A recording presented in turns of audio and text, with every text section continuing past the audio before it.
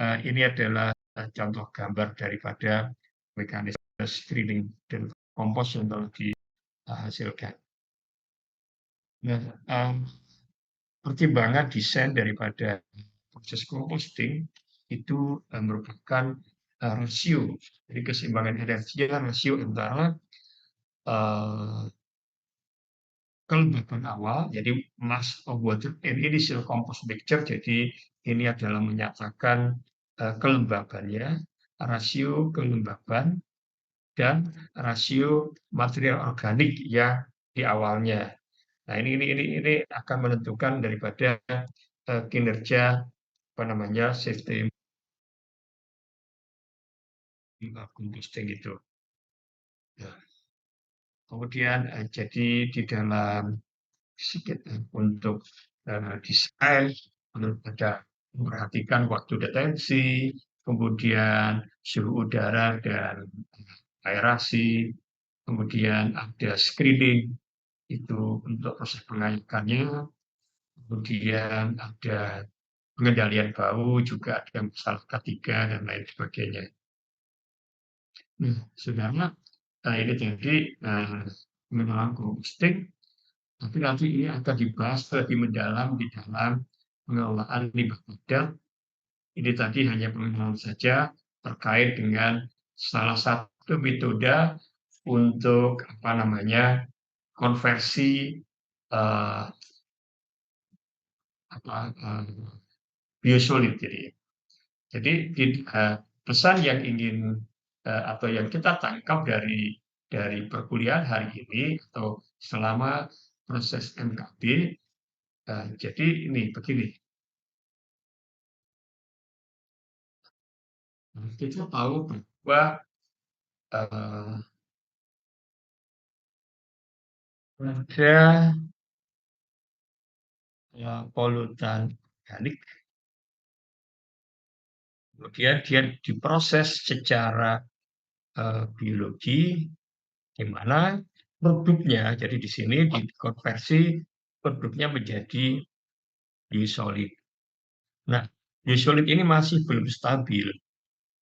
Oleh karena itu, perlu penanganan lebih lanjut. Jadi yang awalan dari Pak Prof. JH sampai pada minggu lalu, kita mengkonversi polutan secara biologi menjadi biosolid. Nah, produk ini kan berupa sebuah sludge gitu ya. Nah, hari ini kita membahas bagaimana sludge ini karena mengandung angka BOD yang tinggi, dia tidak stabil, artinya mudah membusuk. Oleh karena itu dilakukan mekanisme stabilisasi, jadi atau pengelolaan terhadap produk biosolidnya. Nah, pengelolaannya itu bisa menggunakan sistem digester, di mana sistem digesternya adalah ada yang anaerob, aerobik, dan bisa dikomposting. Nah, penekanannya adalah pada digester, terutama pada digester anaerobik. Kenapa kita lebih memprefer kepada digester secara anaerob? Karena kita tahu bahwa kalau kita punya sludge, nanti dia angka BOD-nya itu sangat tinggi, berarti punya potensi. Dengan proses anaerobik, maka di sini dia akan punya potensi dihasilkanlah menjadi gas metana CH4, di mana dia ini memiliki nilai kalor. Jadi ini memiliki nilai energi yang cukup tinggi sehingga kita bisa memanfaatkan. Dengan kata lain, siklusnya dari polutan organik yang ada di dalam air dikonversi menjadi sludge, kemudian sludge tadi bisa distabilkan dengan digesting secara anaerobik, maka dia akan menghasilkan biogas, salah satunya kandungannya adalah gas metan. Kemudian sludge dari sini selain dia menghasilkan metan, juga nanti akan menghasilkan sebuah stabilized sludge ya. Jadi ini yang telah terstabilkan, stabilized sludge inilah yang memiliki manfaat sebagai fertilizer atau sebagai penggembur tanah, dan seterusnya. Nah, itu saudara sekalian, materi terakhir hari ini. Dipersilahkan bila ada pertanyaan atau yang belum jelas dari apa yang kita diskusikan hari ini. Silakan bila ada pertanyaan.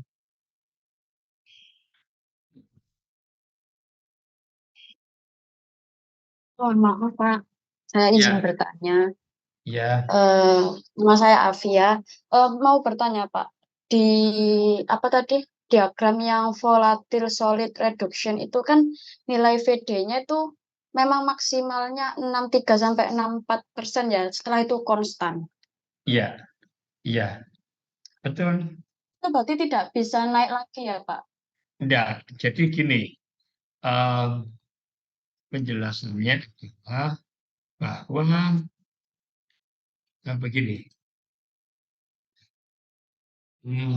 kalau kita ada slot dan kemudian kita punya VSS, VSS-nya itu kan volatile suspended solid itu tentu tidak semuanya biodegradable. Jadi ada yang bio dan juga ada yang non bio. Nah, karena dia di destruction itu biasanya yang biodegradable itu maksimum sekitar 65% lah begitu. Katakanlah kalau sampai 70% itu jarang. Sehingga dari apa namanya, dari formula empiris oleh Liptak tadi, kita peroleh sebuah curve. Curve yang mana kita akan mendapatkan nilai mana tadi ya, di mana tadi ini. Nah, di mana nanti kita peroleh maksimumnya dari equation apa namanya secara empiris, jadi pengalaman di lapangan kalau kita tarik di sini, nah ini sekitar 6364. Ini pertanyaannya betul. Jadi em, tidak semua volatile suspended, tidak semua volatile solid itu degradable.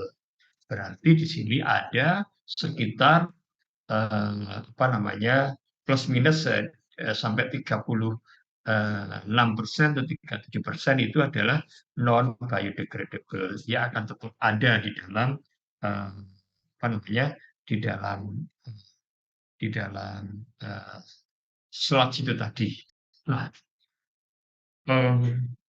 kenapa dikatakan volat? Karena itu kan senyawa organik. Jadi sekali lagi senyawa organik itu ada yang bio dan non bio. Nah, yang biodegradable itu akan bisa tereduksi dan angkanya maksimum adalah sekitar apa namanya 64% dari volatile solid yang ada di dalam slot itu. Begitu ya. Baik, terima kasih banyak, Pak. Oke. Ada lagi yang ingin dijelaskan lagi, dipersilakan. Izin bertanya, Pak. Ya, Ya, terima kasih, Pak. Saya Ibnu Lutfi. Saya izin bertanya, Pak. Jadi, seperti yang tadi Bapak sampaikan, apakah di dalam proses pengolahan polutan yang dimana itu nanti menghasilkan lumpurnya, lebih cocok untuk kita olah atau manfaatkan sebagai bentuk gas, atau misalnya jika diolah dalam bentuk lain menjadi biolistrik misalnya. Karena yang tadi Bapak sampaikan juga kan di dalam sludge itu memiliki BOD yang tinggi, di mana BOD ini bisa biodegradable untuk dimanfaatkan mikroorganisme sebagai misalnya menjadi si biolistrik itu tadi, Pak. Terima kasih, Pak. ya, jadi begini. Memang dari mekanisme biodegradasi secara teoritis kan ada dalam proses metabolismenya itu kan ada perpindahan elektron. Nah, tentunya perpindahan elektron ya, itu akan bisa menghasilkan biolistrik tetapi very very low, sangat-sangat kecil. Jadi secara teoritis ada bisa. Tetapi kalau kita ingin menghasilkan apa namanya energi yang lebih besar dengan sistem biolistrik itu apa namanya untuk saat ini kayaknya belum belum ini deh. Jadi logikanya begitu.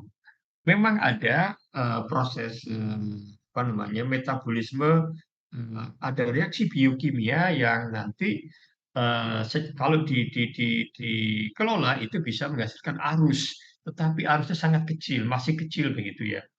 Nah, kalau lebih dalam jumlah yang besar, lebih bagus dikonversi menjadi eh, agak panjang gas metan. Nah, kalau gas metannya cukup besar, itu kan bisa dipakai untuk apa namanya menggerakkan turbin sehingga menghasilkan listrik begitu.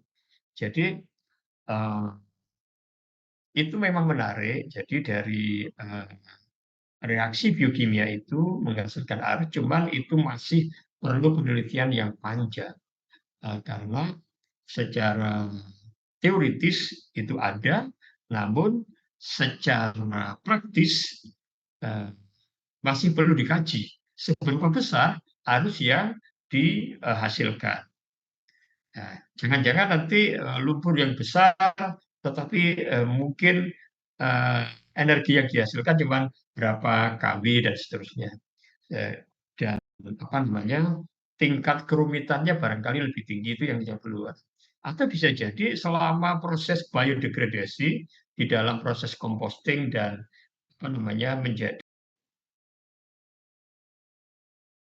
tadi bisa saja nanti dilakukan apa namanya penelitian untuk melihat apakah proses biokimia itu bisa menghasilkan arus yang nanti pada ujungnya bisa menghasilkan energi listrik yang cukup memadai.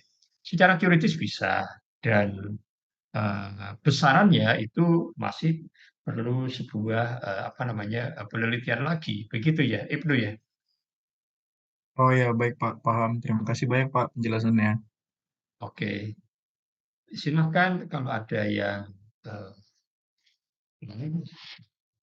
Jadi kita nanti evaluasi akhir semester itu adalah materi dari pertemuan pada minggu ke-9 sampai ke minggu ke hari ini, ke-15. Jadi 10, 11, 12, 13, 14, 15. Jadi ada 7 minggu pertemuan, itu adalah materi yang akan dipakai untuk evaluasi di akhir semester. Nah, sebagian besar materi itu diambil dari apa namanya ATIM, Wastewater Treatment and Reuse Theory and Design Example dari Pak Syed R. Hasim dan juga dari Metcalf NAD. Jadi sesuai dengan pustakanya kedua yang utama yaitu Metcalf NAD serta Syed R. Hasim. Dua-duanya sama yaitu Wastewater Treatment and Reuse dan apa namanya Syed R. Kasim juga merefer sebagian besar adalah dari Metcalf NAD, cuman ada beberapa modifikasi serta memberikan beberapa contoh soal yang lebih banyak sehingga mudah di dalam konteks pemahamannya. Cuman sayangnya bahwa semua itu adalah formula empirisnya juga berbasis dari pengalaman di negara 4 musim. Nah, sebetulnya masih bisa dikembangkan bagaimana untuk negara satu musim yang tidak terpengaruh, dua musim yang relatif tidak terpengaruh terhadap perubahan cuaca dan masih sayang belum. Tapi dengan formulasi itu IPA-IPA yang dibangun di Indonesia mengacu pada literatur itu juga nggak apa-apa, cuman tidak, terutama untuk proses anaerobnya tidak perlu ada pengontrolan apa namanya pengontrolan terhadap temperatur dan lain sebagainya. Tapi kalau untuk hal-hal lain masih applicable. Oke, saudara, saya kira itu pertemuan kali ini. Materi ada di My Classroom, saudara bisa mendownloadnya. Saya kira demikian. Sampai jumpa lagi minggu depan di hari Selasa di EAS. Selamat sore. Assalamualaikum warahmatullahi wabarakatuh. Waalaikumsalam warahmatullahi Waalaikumsalam warahmatullahi wabarakatuh. Terima kasih, Pak. Oke.